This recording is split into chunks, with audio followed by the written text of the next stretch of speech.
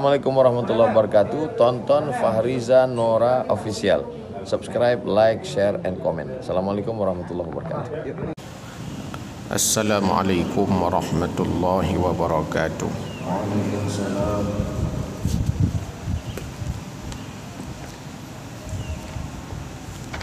Alhamdulillahi rabbil alamin.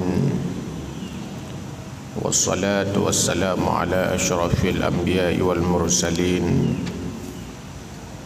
wa ala alihi wa sahbihi ajma'in.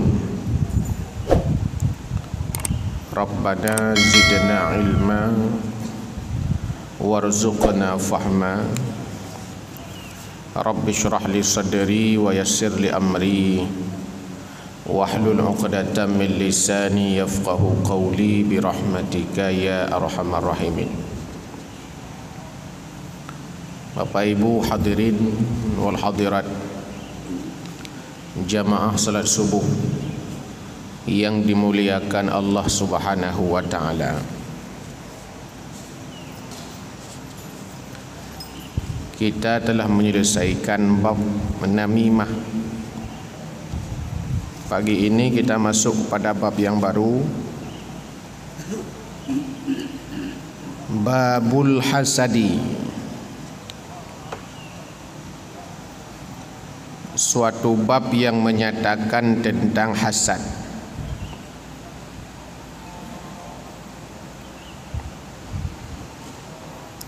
Qala al-faqih Abu Lid As-Samarqandi rahimahullahu ta'ala, haddatsana Muhammad bin Fadl, haddatsana Muhammad bin Ja'far, haddatsana Ibrahim bin Yusuf, haddatsana Abu Muawiyah anil Ahmash an Yazid Riqashi anil Hasan anna an-nabiy sallallahu alaihi wasallam qala innal ghalla wal hasada ya'kulanil hasanati kama ta'kulan naril hatabi. Al-Faqih Abu Lid As-Samarqandi menukil sebuah hadis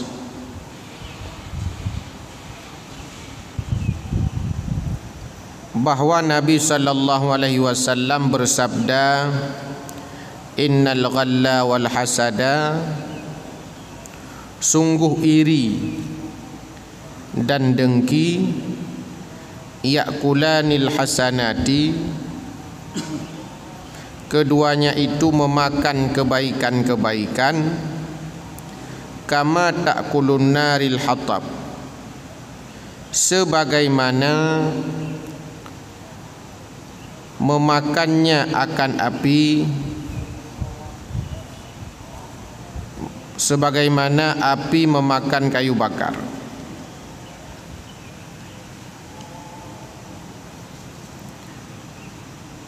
Nabi SAW memberikan informasi kepada kita bahwa salah satu daripada bahaya-bahaya atau dampak-dampak negatif daripada hasad, dalam riwayat yang pertama ini, bahwa iri, dengki, yakni ghilla dan hasud berdampak kepada hilangnya kebaikan-kebaikan yang pernah kita kerjakan. Artinya di antara pembatal amal kita, di antara pembatal amal kebaikan yang pernah kita kerjakan adalah adanya iri dan dengki, kata Nabi.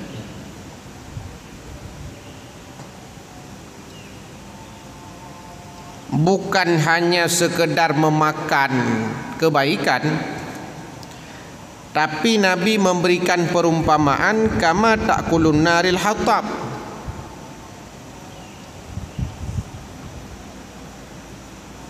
bahwa iri dan dengki itu bisa memakan kebaikan dengan cepat, sebagaimana cepatnya api memakan kayu bakar. Kalau ada kayu bakar lalu kita bakar, maka pasti kayu itu akan cepat habis. Begitu cepat perumpamaan Nabi sallallahu alaihi wasallam akan kebaikan yang kita lakukan hangus habis dimakan oleh iri dan dengki. Artinya hadis ini memberikan dua informasi penting. Informasi yang pertama, iri dengki bisa memakan kebaikan. Yang kedua, iri dengki bisa memakan kebaikan dengan sangat cepat.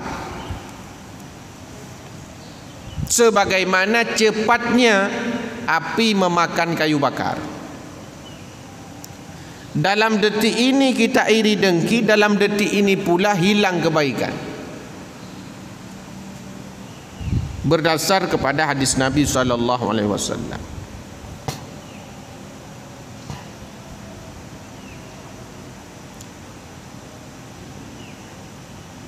Wa bihadzal isnadi qala Ibrahim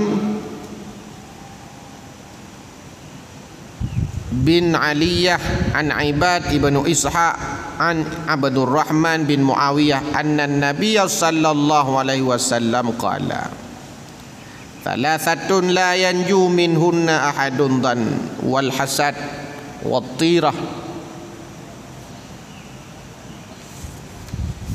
Dalam riwayat yang lain dari Abdurrahman bin Muawiyah bahwa Nabi sallallahu alaihi wasallam bersabda, 3 perkara yang tidak akan terlepas daripada manusia. 3 perkara yang tidak akan terselamatkan daripada manusia. Artinya ada 3 macam perkara yang manusia susah selamat daripadanya. Artinya langka orang-orang yang selamat daripada 3 perkara ini. Yang pertama, adh-dhanna, berprasangka. Tidak ada manusia, kata Nabi, yang tidak terlepas daripada prasangka. Semua kita ini pasti punya prasangka. Dan tidak semua prasangka itu buruk. Allah dalam Al-Quran menyebutkan bahwa hanya sebagian daripada prasangka itu yang dosa. Inna ba'dad dhanni ithmun. Sungguh sebagian daripada prasangka itu dosa. Artinya ada prasangka yang membuat seseorang berdosa. Ada prasangka-prasangka yang boleh, yang mubah.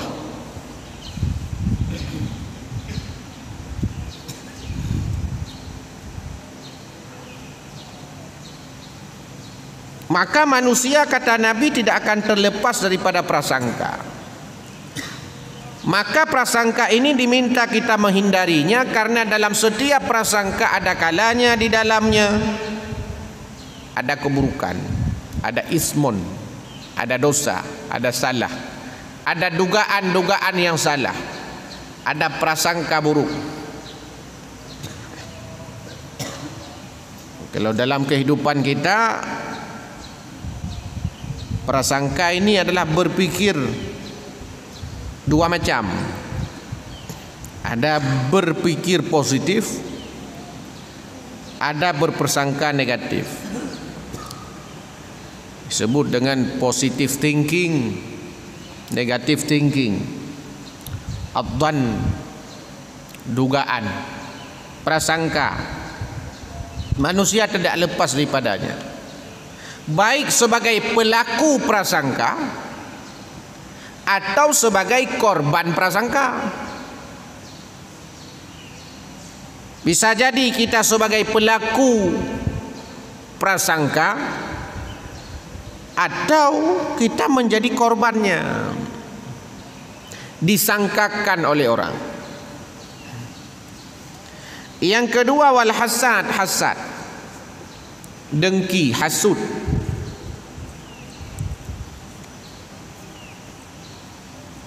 la yanju minhunna, manusia tidak terlepas daripadanya, dengki hasud itu.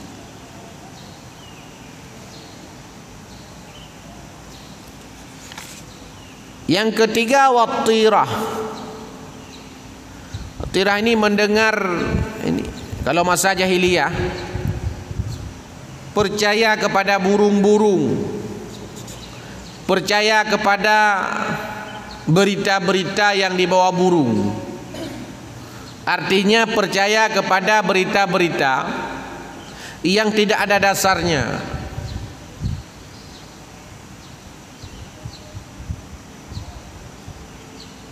Percaya kepada berita-berita yang tidak jelas kebenarannya. Itu namanya kabar burung. Hoax, berita bohong. Jadi ada manusia, kata Nabi, dia tidak selamat daripada berita-berita buruk atau informasi-informasi yang salah. Sehingga semua informasi yang masuk ke telinganya, semua informasi yang masuk ke WA-nya, semua informasi yang dibacanya, semua dianggapnya benar. Semua dianggapnya betul, semua dianggapnya bahwa ini berita penting. Padahal berita itu mesti diklarifikasi, padahal berita itu mesti dipilah dan dipilih, padahal sebuah berita itu mesti disaring dulu. Disaring baru sharing. Disaring berita baru di-share kepada orang. Tidak semua berita yang beredar itu benar, maka tidak semua berita itu bisa di-share, dibagi. Hari ini kita berada pada masa di mana orang tidak mau peduli terhadap kebenaran sebuah berita, sehingga apapun yang ada dia akan tetap share. Dia tetap akan bagi kepada orang lain, meskipun berita itu tidak jelas keberadaannya, tidak jelas kebenarannya, tidak jelas fakta dan datanya. Bahkan yang parah itu, dia hanya bagikan kepada orang lain, tapi dia nggak pernah baca berita itu. Tidak pernah dia membaca dulu baru dia bagikan kepada orang lain. Nah, itu namanya latah dalam bermedia. Latah. Wategop bagi berita, ganyan pergi bagi. Pupu merempok lang grup, mandung bagi ke grup lain. Nyan gekun latah, latah dalam bermedia, latah informasi. Ini mesti dicek. Dalam ilmu jurnalistik saja, baru diakui itu sebuah berita kalau di dalamnya ada unsur 5W 1H, kan begitu. Siapa di dalam, apa kejadian, di mana kejadiannya, apa beritanya. Nyohana memutau pi. Berita dibuat berita seperti orang mengarang, tak boleh. Harus ada siapa yang mengatakan, kepada siapa dia katakan, apa masalahnya, bagaimana. Itu yang mesti ada. Mesti ada klarifikasi kepada ini yang betul berita. Beritanya ubena webnya dah bikin berita mandum. Apalagi berita-berita di blogspot. Kalau di mahasiswa kita sering katakan bahwa kalau menggunakan referensi jangan dari blog, karena lama-lama goblok. Blog itu kan nggak jelas, ya siapapun bisa berbagi berita di situ, berbagi informasi, walaupun informasi itu keliru dan tidak kuat secara ilmiah.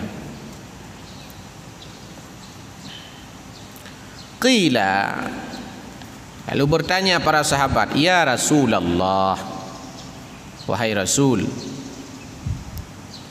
wa ma yunja minhunna,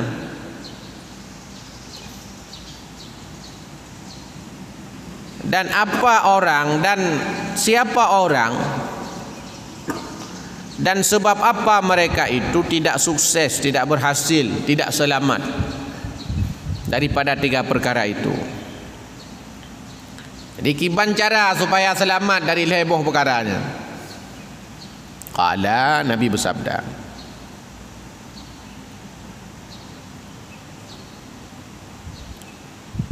idza hasadta fala tagha. Bila engkau dengki, ini cara selamat daripada 3 perkara itu.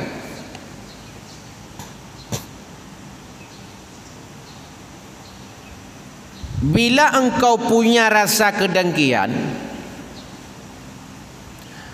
maka hendaknya kedengkian itu tidak diwujudkan. Yang kata selamat. Artinya, semua orang, kata Nabi, punya sifat dengki. Supaya selamat, maka dengki itu jangan diwujudkan. Dengki itu jangan dinampakkan. Dengki itu jangan diaplikasikan. Dengki itu biarkan itu di dalam hati, jangan dilakukan. Karena semua manusia tidak akan terbebas daripada dengki ini, siapapun. Akan dengki sampai-sampai lah mati kita nyonyo. Supaya dengkinyo gadah, supaya dengkinyo gleh, supaya dengkinyo habis, maka baik dah pubut, baik dah wujudkan dengkinya, baik dah pedih dengki.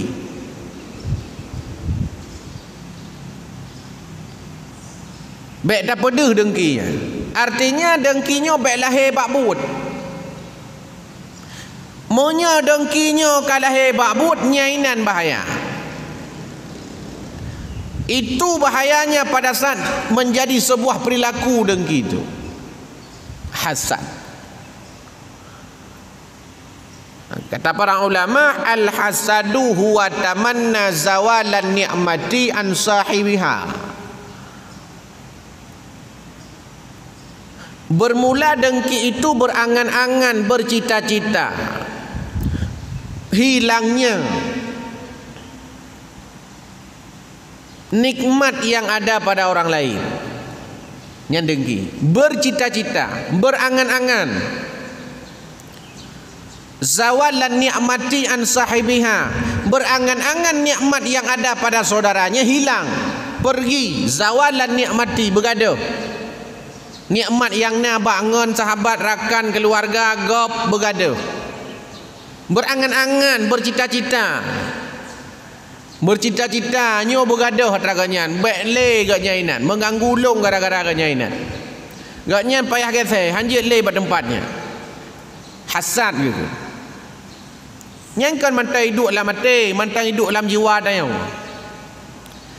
Tapi bila lahir jadi perbuatan, je kebut, sehingga dia berusaha sekuat tenaga, sahwi unun, yup atuh, pubro urung, supaya hilang orang yang dia dengki itu.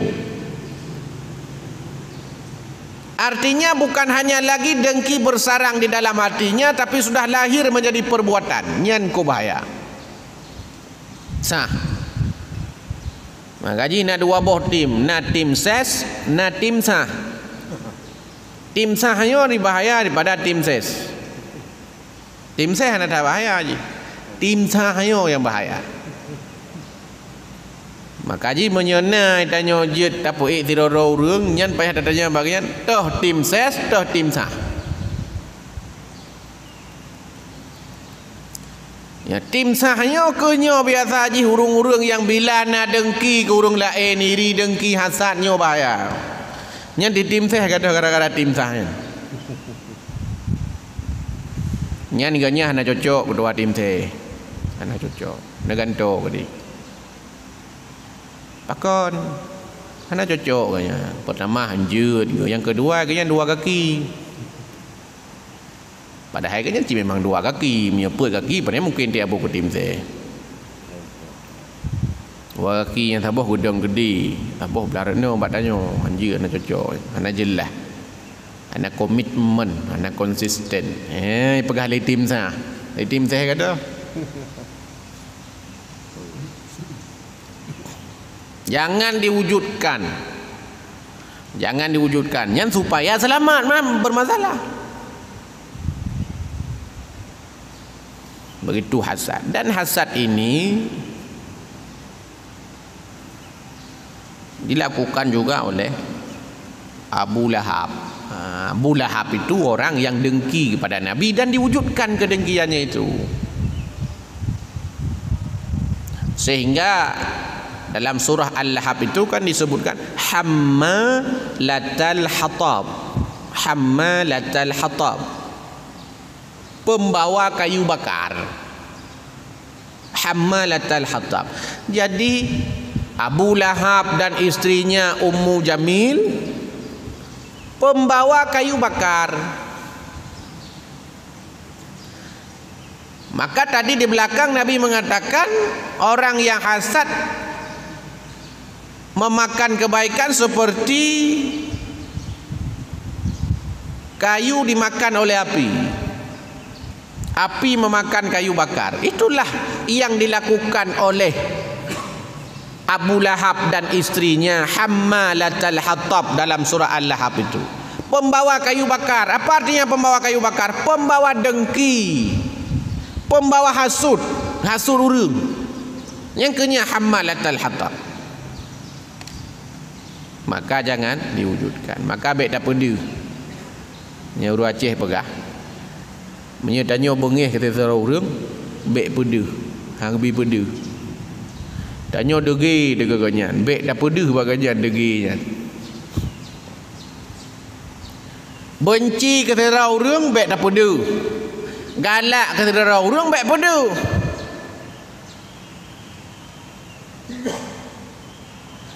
Maka Quran pun menjelaskan bahawa bila kamu mencintai sesuatu biasa-biasa saja. Antakhu syai'an, biasa-biasa saja. Bila kamu mencintai sesuatu biasa saja, karena bisa jadi yang kamu benci itu suatu ketika akan kamu cintai. Bisa jadi yang kamu cintai itu suatu ketika akan kamu benci, dan bisa jadi apa yang kamu benci itu suatu ketika kamu cintai. Maka hang bi peda. Guru Aceh hang bi peda.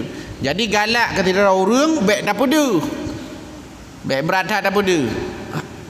Benci ketika orang baik tak peda. Bahkan karena sebab saat orang tak benci kan kadang tak perle. Atau kadang-kadang orang yang kata galak tat-tatnya sehingga putus hubungan. Padi nala dumi tanya kadang ngon cukup akrab jamun. Taboh kos tajak kuliah. Mudun-tun ngonji. Dah pegot lom makalah-makalah ji pegot makalah tanya. Tak pinjam laptop ji pinjam laptop tanya, tak pinjam Honda ji to tat. Tapi tiba-tiba putus silaturahmi hendak pergi balik. Maka biasa-biasa saja. Yang dipeda. Apalagi dalam politik dalam dunia politik yang para ahlamnya dah peda. Benci baik dah peda. Baik dah.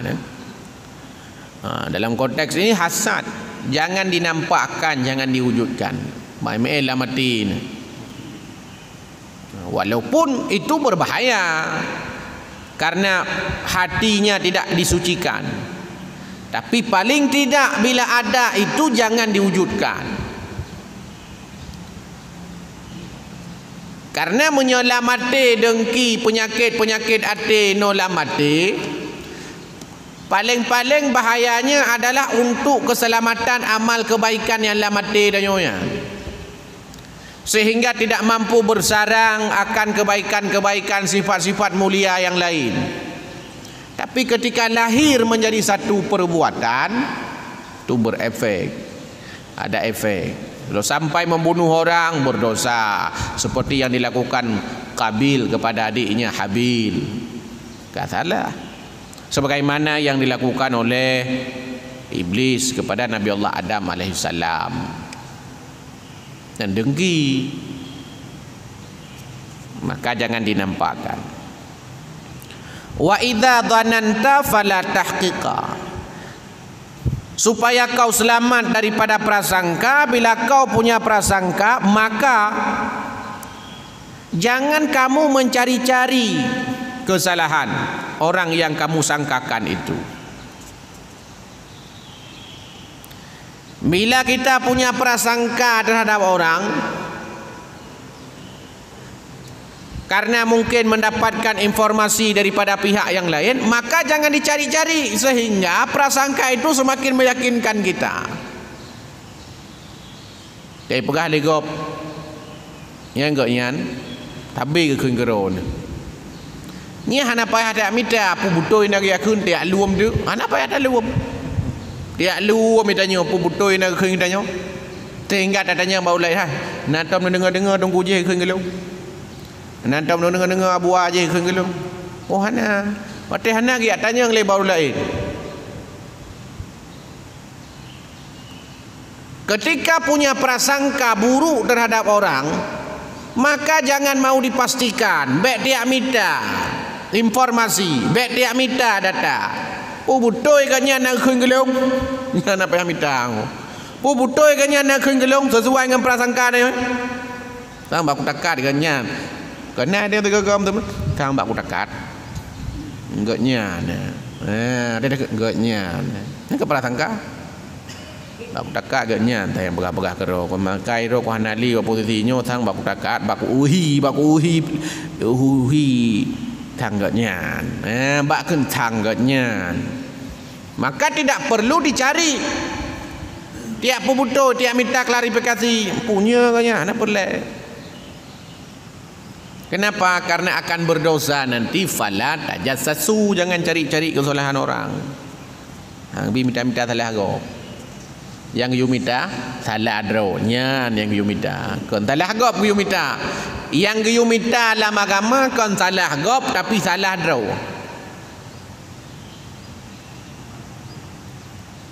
Yang you minta kelebihan gop kon kelebihan draw. Yang you minta kon salah gop tapi salah draw. Wate bagian salah draw you minta salah draw. Munyo lebih ragop lebih nyan dah minta. Punah kelebihan kanya. Minta lebih apa kau? Kon kekurangan gop yang tak kon kekurangan gop yang tak minta. Munyo kekurangan nyan kekurangan draw minta. Munyo kelebihan gop. Agaknya memang beruakai kejamun kon ka beruakai tapi kan na lebih baganya. Ya, nya urung god. Memang agaknya dari seredoh boh tipu, ti kurang puluh, ti kurang boh, tipu yang beruk bagainya. Tak boh tak gaya god. Agaknya memang god. Geting motor royong tapi ro minggu. Gitu mayang cikatan kayaknya. Kerit mati kayaknya walaupun kaya gede. Gatha ke habar kayaknya. Tapi kan motor royong uja kayaknya. Walaupun tapu hang ba parang-parang gop gelake. Ya, tapi ada berarti nagot baganya. Ya. Seburuk-buruk manusia pasti ada kebaikan padanya. Nah yang god baganya. Maka dalam agama katanya kon hanya bak manusia you belajar, bak binatang dia belajar. Bak binatang. Bui betul. Hai buinya kan hanagot pamata tapi na pelajaran-pelajaran aja bak buinya. Coba binatang-binatang lain na pelajaran-pelajaran. Duh tak begot. Bila kesalahan kesalahan loro you loro. Manyan hak memang itanyo yang je tak kelebihan raw, yang hanya tak kekurangan kau. Kekurangan draw yang tak kelebihan kau yang ada domai. Si kurang peluh si kurang boh kelebihan. Saboh yang bro yang bro yang mentipek pamata tapi. Si kurang peluh si kurang go kak puput kebaikan ke gedanyoi pegat danyoi bantu danyo si kurang peluh si kurang go kak. Tapi si go sakit-sakit hati yang si go nyan tinggal tapi. Kau yang si go nyan tinggal tapi. Padahal ke bantu tanya sampai si kurung pulau si kurung ke bantu tiga tak kaya salahnya katanya yang tinggal dia. Ini beda. Ikun leurungkun bahawa semut di seberang lautan nampak, gajah di pelupuk mata tidak nampak. Gajah di pelupuk mata kan bak mata gajah handu yang tidur 14 dah laut duh ya duh hana duh dengan mata langsung pakai kacamata pembesar lom pokoknya berduh duh. Padahal badrau gudum masalah dum persoalan tapi hana duh. Kayaknya hantam jauh motor jid. Pada hydro hantam jid. Cuma yang kun tak kan. Ilung wajar anak kuja. Terus baganya kau wajar menyogok mana wajar. Iro kau wajar anak kuja. Sibuk tak di malam. Ham rempok je. Menyogoknya wajar. Menyogok mana wajar. Iro kau wajar. Tak gawat di dungkuyan. Semayang na. Tapi kun gogok tapi. Ira kuna aku kun gegop tapi wajar anak aku tumayang. Gaknya wajar, terus badro ka wajar, gak mana wajar.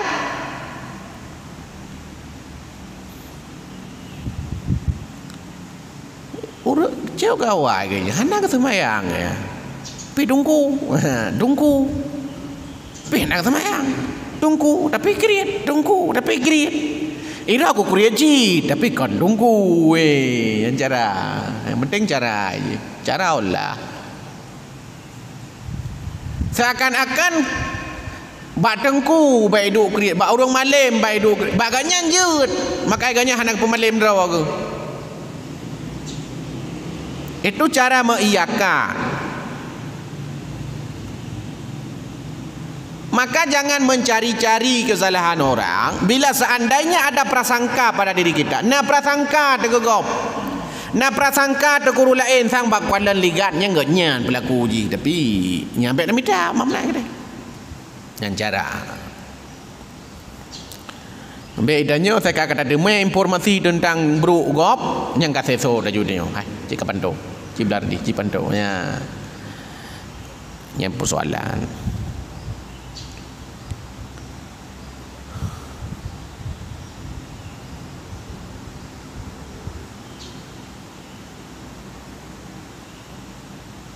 Wa idza tatirta famidha au qala la tarji'. Begitu juga pada saat kita mendapatkan kabar-kabar burung, berita-berita hanagot. Otek tak dengar bagop, maka mestinya berita-berita itu tidak dihiraukan. Wa makna qauluhu sallallahu alaihi wasallam idza hasadta fala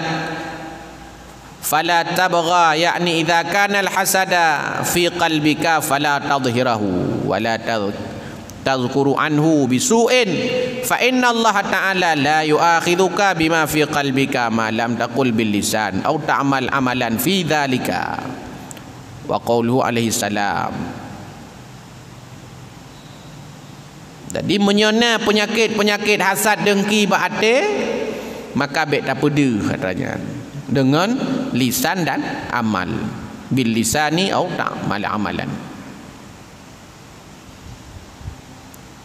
Idza dhananta fala tahqi, yani idza dhananta bil muslim dhannul su fala taj'al dhalika haqiqah ma lam tara bil ma'ayinah. Wa qaulu alaihi salam. Begitu juga soal prasangka, maka jangan mencari-cari akan kekurangan itu. Bapak Ibu sekalian yang dimuliakan Allah Subhanahu wa taala, bahwasanya di antara keburukan orang-orang jahiliyah itu adalah banyak prasangka. Penyakit yang bak jahiliyahnya prasangka.